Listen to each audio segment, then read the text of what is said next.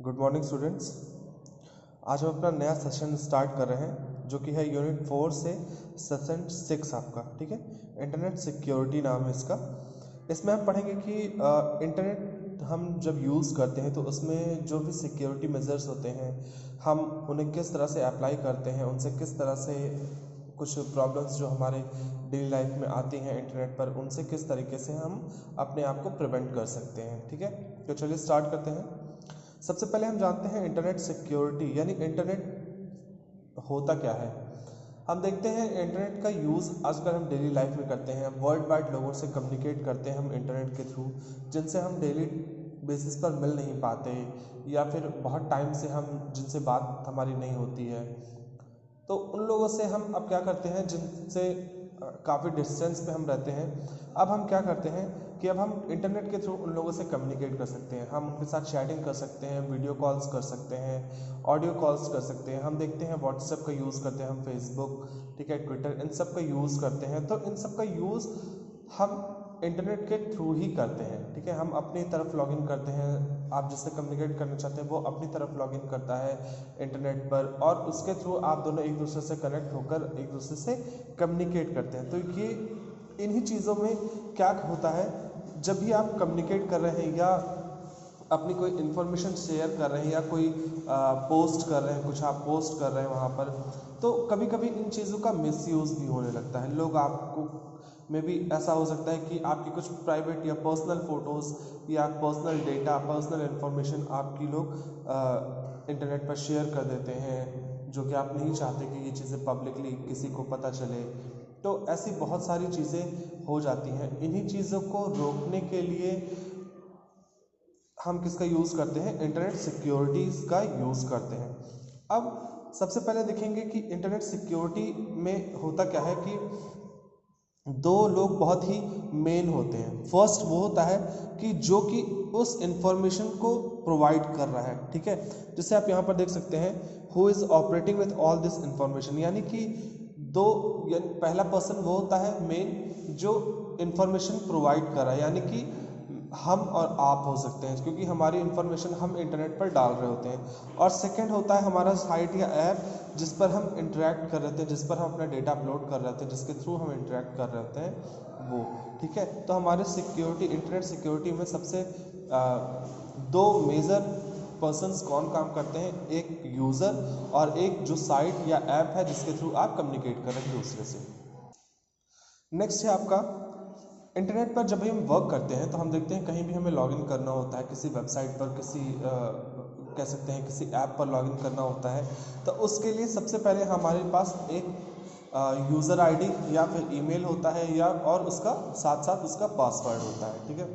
अब हम बोल सकते हैं कि पासवर्ड ही लोग जनरली हैक कर लेते हैं, या फिर ऐसा बोल सकते हैं कि पासवर्ड को क्रैक कर लेते हैं लोग।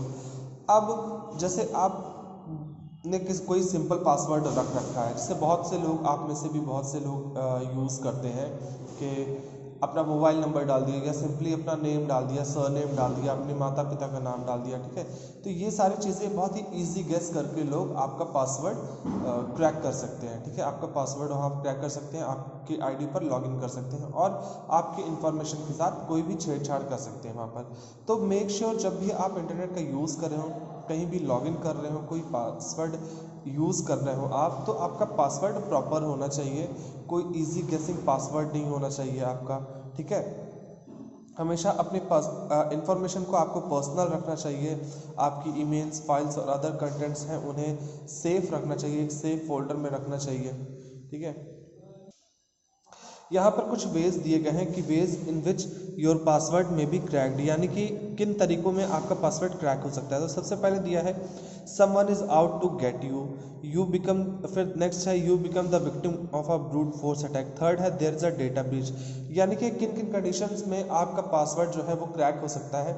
सपोज कोई ऐसा है जो आप मतलब डेस्परेटली आपकी सारी इन्फॉर्मेशन चाहता है, वो आपकी हर एक एक्टिविटी पर नज़र रख रहा है, ठीक है। सपोज़ ऐसे कोई जगह है जहाँ पर आप अपना सिस्टम यूज़ कर रहे हैं, आपने लॉगिन किया, उसने देख लिया, मीन्स डेस्परेटली वो चाहता ही है, आपकी हर एक एक्टिविटी पर नज़र रख रहा है आप किसी ना किसी तरीके से वो आपका इंफॉर्मेशन चाहता है। उस कंडीशन में आपका इंफॉर्मेशन वहाँ पर लीक हो सकता है। फिर हो सकता है मे बी जिस साइट या ऐप को आप यूज़ कर रहे हो वो ट्रस्टेड ना हो, वहाँ से डेटा आपका लीक हो सकता है। आपने एक्सेस दे रखा हो, आपकी सारी इन्फॉर्मेशन वहाँ पर स्टोर होती है और आपका डेटा वहाँ से लीक हो सकता है, इसे हम डेटा ब्रीच भी कहते हैं। सपोज़ ऐसा भी हो सकता है कि जब आप रैंडमली किसी वेबसाइट को ब्राउज़ कर रहे हैं, आप सर्व कर रहे होते हैं, ठीक है, तो मे बी वहाँ पर भी आप एक्सेस दे देते हैं बिना सोचे समझे, बिना पढ़े, तो वहाँ से भी आप क्या हो सकता है, आप साइबर क्राइम के या फिर कह सकते हैं कि आप साइबर सिक्योरिटी के शिकार बन सकते हैं, ठीक है। इस वजह से आपको हमेशा इतना ध्यान देना चाहिए कि आप जब भी किसी भी पासवर्ड का यूज़ करें, कोई भी वेबसाइट यूज़ कर रहे हो, तो वहाँ पर आपका पासवर्ड जो है वो बहुत ही प्रॉपर होना चाहिए, एक प्रॉपर वे में होना चाहिए, ताकि कोई भी इजी गेसिंग पासवर्ड आप यूज़ ना करें वहाँ पर और कोई भी इजीली उसे गेस ना कर सके, ठीक है। फिर यहाँ पर दिया है चूजिंग गुड पासवर्ड, यानी कि कुछ अच्छे पासवर्ड्स यूज़ कर हम कैसे चूज़ करें उसके लिए दिया हुआ है। जैसे इसमें दिया है no dictionary words, proper nouns और फॉरेन वर्ड्स, यानी कि यहाँ में कभी कोई डिक्शनरी वर्ड्स यूज़ नहीं करना चाहिए या फिर सिंपली कोई वर्ड ऐसे यूज़ नहीं करना चाहिए, अपना नाम नहीं यूज़ करना चाहिए, प्रॉपर नाउन कोई भी ऐसी चीज़ यूज़ नहीं करनी चाहिए हमें। फिर दिया है नो पर्सनल इन्फॉर्मेशन, अपनी पर्सनल इन्फॉर्मेशन जैसे कि मोबाइल नंबर हो गया, आपका आधार कार्ड नंबर हो गया, ड्राइविंग लाइसेंस नंबर ऐसी, या फिर अपने माता पिता का नाम या कोई भी ऐसी चीज़ आपको यहाँ पर पासवर्ड के रूप में यूज़ नहीं करनी चाहिए। यूज़ लॉन्गर पासवर्ड, हो सके तो पासवर्ड आप 8 से 16 कैरेक्टर या 8 कैरेक्टर से बड़ा पासवर्ड आप रखें, ठीक है। इसमें क्या होता है कि 8 कैरेक्टर्स में आपको मतलब पासवर्ड गेस करना, कोई भी पासवर्ड गेस करेगा बहुत ईजी नहीं होता है। फिर होता है use pass phrases to remember complex password, suppose आपने कहीं कॉम्प्लेक्स पासवर्ड रख रखा है तो आप उसके लिए एक पास फ्रेज का यूज़ कर सकते हैं। आपको ऐसे पासवर्ड का यूज़ करना चाहिए जिसे आप इजीली याद रख सकें, है ना। पासवर्ड जब भी चूज़ करें आप तो उसके लिए हमेशा आप अल्फ़ा न्यूमेरिक सीरीज़ का इस्तेमाल करें, स्पेशल कैरेक्टर्स का इस्तेमाल करें अपने पासवर्ड्स के लिए, ताकि ये सारी चीज़ें जब हम इस्तेमाल करते हैं तो ये इजीली गेस नहीं की जा सकती हैं। फिर दिया है do not repeat password on different website, अलग अलग वेबसाइट पर हो सके तो डिफरेंट पासवर्ड्स का यूज़ कीजिए, ठीक है। हमेशा हर एक वेबसाइट के लिए, हर एक सोशल मीडिया के लिए आपको सेम पासवर्ड नहीं रखना चाहिए। फिर नेक्स्ट है आपका कॉन्फिडेंशियलिटी ऑफ इन्फॉर्मेशन। अब कॉन्फिडेंशियलिटी क्या होती है, तो इसमें दिया हुआ है confidentiality of information ensures that only authorised user get access to sensitive and protected data. Confidentiality का मतलब होता है कि जब कोई डेटा जो कि बहुत काफ़ी सेंसिटिव होता है और प्रोटेक्टेड होता है, ये मीन्स हम चाहते हैं कि बहुत ज़्यादा लोगों को इस बारे में ना, किसी इन्फॉर्मेशन के बारे में ना पता चले, तो ऐसी इन्फॉर्मेशन कॉन्फिडेंशियल इन्फॉर्मेशन के अंडर में आती है, ठीक है। यानी कॉन्फिडेंशियल इन्फॉर्मेशन की जानकारी सिर्फ कुछ ही लोगों को होती है जिन्हें उसकी ज़रूरत होती है, बाकी लोगों को इस इन्फॉर्मेशन की कोई जानकारी नहीं होती है। तो ऐसे इन्फॉर्मेशन क्या कहलाती है, ऐसी इन्फॉर्मेशन कॉन्फिडेंशियल इन्फॉर्मेशन कहलाती है, ठीक है। अब हम अगर चाहते हैं अपने इन्फॉर्मेशन को सेव रखना, अपने डेटा को सेव रखना, ठीक है, तो उन चीज़ों के लिए हम अपने सिस्टम में किन चीज़ों का यूज़ कर सकते हैं, क्या क्या हम सावधानियां ले सकते हैं, तो वो देखते हैं। इसमें सबसे पहले दिया है use firewall wherever possible. अब फायरवॉल क्या होता है, फायरवॉल एक ऐसा कह सकते हैं, एक ऐसा सॉफ्टवेयर होता है या एक ऐसा प्रोग्राम होता है जो आपके जितने भी कम्युनिकेशन आपके सिस्टम के थ्रू हो रहे हैं, चाहे वो इनकमिंग कम्युनिकेशन हो चाहे आउटगोइंग कम्युनिकेशन हो, सारे कम्युनिकेशन को ये ट्रैक करता है। और अगर इसे कोई भी इलीगल कम्युनिकेशन दिखाई देता है, सपोज बाहर से कोई आपको कह सकते हैं कि ट्राई कर रहा है आपके सिस्टम को एक्सेस करने की, तो ये वहीं पर उसे उस कम्युनिकेशन को रोक देता है, ठीक है। कई बार आपके जो इनबिल्ट फायरवॉल्स आते हैं आपके सिस्टम में, यानी पहले से इनबिल्ट फायरवॉल्स आते हैं, वो सिर्फ इनकमिंग कम्युनिकेशन को चेक करते हैं, बट अगर आप बाहर से इंस्टॉल करते हैं फायरवॉल तो आप इनकमिंग आउटगोइंग दोनों कम्युनिकेशन पर नज़र रख सकते हैं, ठीक है। फिर नेक्स्ट है आपका control browser setting to block tracking, यानी कि हमेशा ब्राउज़र जब भी आप यूज़ करें, जो भी ब्राउज़र यूज़ कर रहे हैं, उसमें आपको अपने अकॉर्डिंग एक सेटिंग चेंज करके रखनी चाहिए ताकि बाहर से कोई भी आपके सिस्टम को एक्सेस ना कर सके, आपके इंफॉर्मेशन को विदाउट आपकी परमिशन के वो कह सकते हैं कि आपकी परमिशन वहाँ पर ना विदाउट आपकी परमिशन के आपकी इंफॉर्मेशन वहाँ पर वो ना एक्सेस कर सके। ठीक है, इसके लिए हमें हमेशा ब्राउज़र की सेटिंग को चेंज करके रखना पड़ता है।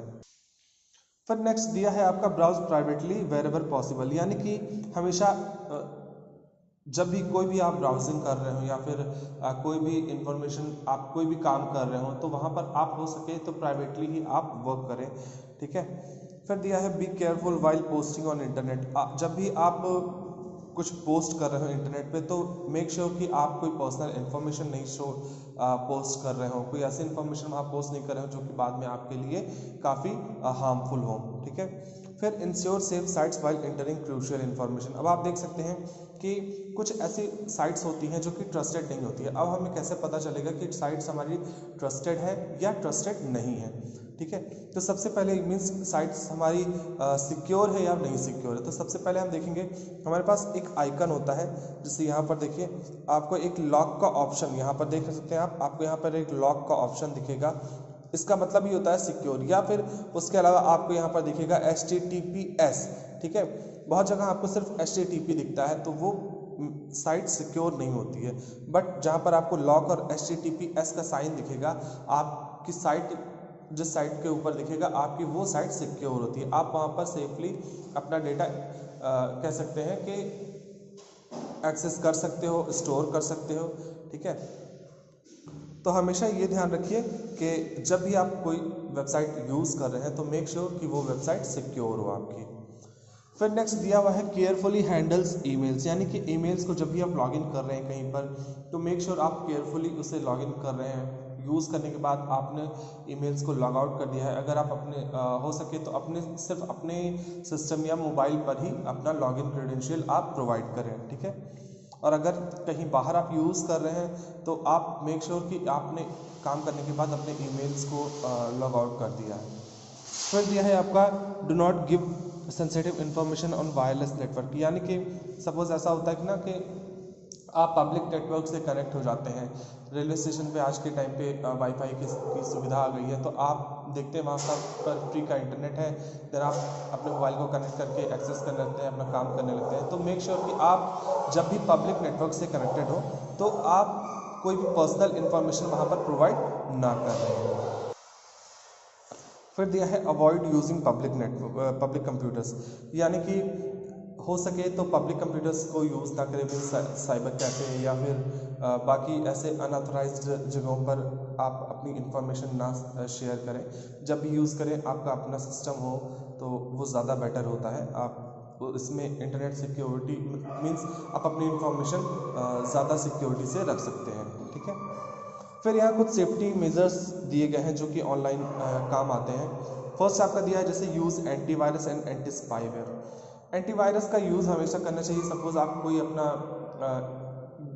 कह सकते हैं डिवाइस बाहर से कनेक्ट कर रहे हैं, ठीक है, तो वो डिवाइस सबसे पहले इन्फेक्टेड ना हो। अगर वो डिवाइस इन्फेक्टेड भी हो तो एंटीवायरस सॉफ्टवेयर के थ्रू आपकी जो डिवाइस है वो डिवाइस स्कैन होकर जितने भी डैमेज्ड फाइल या फिर बाकी वायरस से डैमेज जो भी फाइल है वो या तो रिपेयर हो सके या फिर वो फाइल्स डिलीट हो सके, क्योंकि अगर ऐसा नहीं होगा तो बाकी आपके सिस्टम में भी वायरस आ जाएगा और आपकी जो फाइल्स है वहाँ पर वो भी डैमेज हो जाएंगी। ठीक है, फिर दिया है डाउनलोड अपडेट्स रेगुलरली, यानी कि हमेशा आपका जो भी सिस्टम यूज़ कर रहे हैं उस सिस्टम पे आपके सॉफ्टवेयर्स हमेशा टाइम टू टाइम अपडेटेड होने चाहिए। आप टाइम टू टाइम उन्हें अपडेट करिए। फिर run frequent full system scan, यानी कि आपको हमेशा full system scan time to time कर लेना चाहिए, जिससे कि कोई भी प्रॉब्लम हो, कोई भी थ्रेट हो, कोई भी वायरस हो तो आप उसे डिटेक्ट कर सकें और उसके बाद उसे रिजॉल्व कर सकें। फिर दिया है प्रिवेंटिव मेजर्स ऑनलाइन, यानी कि keep your system up to date, यानी कि आपके सिस्टम को आपको हमेशा अप टू डेट रखना चाहिए। Use cautions when downloading files on the internet, जब भी आप कोई फाइल डाउनलोड करते हैं तो मेक श्योर कि आप किसी सिक्योर वेबसाइट से ही कोई भी फाइल्स डाउनलोड कर रहे हैं या एक्सेस कर रहे हैं। ठीक है, फिर डिसेबल कुकीज़ इफ़ पॉसिबल। आप देखते हैं हो सके जब भी आप ब्राउज़र यूज़ करते हैं तो फर्स्ट टाइम जब आप कोई चीज़ कोई वेबसाइट ओपन करते हैं तो उसमें 5 से 10 सेकंड का फ़र्क आता है, लेकिन जब सेकंड टाइम आप सेम वेबसाइट को ओपन कर रहे होते हैं अपने ब्राउज़र पे तो वो मुश्किल से 2 से 3 सेकंड में अच्छे कनेक्शन पर 2 से 3 सेकंड में ही ओपन हो जाता है। ये ऐसा इसलिए होता है क्योंकि वहाँ पर जब भी आप फर्स्ट टाइम कोई वेबसाइट एक्सेस कर रहे होते हो, कोई वेबसाइट ब्राउज़ कर रहे होते हो, उस टाइम पे उसकी कुकीज़ उसका कुछ डेटा आपके सिस्टम में, आपके ब्राउज़र में स्टोर हो जाता है। ठीक है, तो मेक श्योर कि वो कुकीज़ आपने डिसेबल कर रखी हो, जिससे कि आप ऑफलाइन हो या ऑनलाइन हो, आपकी इंफॉर्मेशन वो वेबसाइट एक्सेस ना कर सके। ठीक है।